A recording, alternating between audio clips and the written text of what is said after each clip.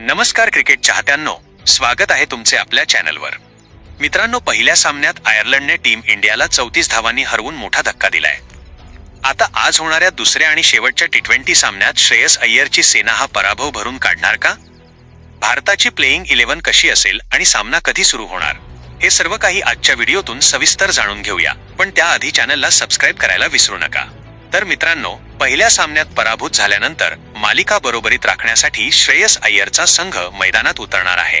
या टी20 मध्ये भारतीय संघ प्लेइंग 11 मध्ये एक बदल करण्याची शक्यता आहे।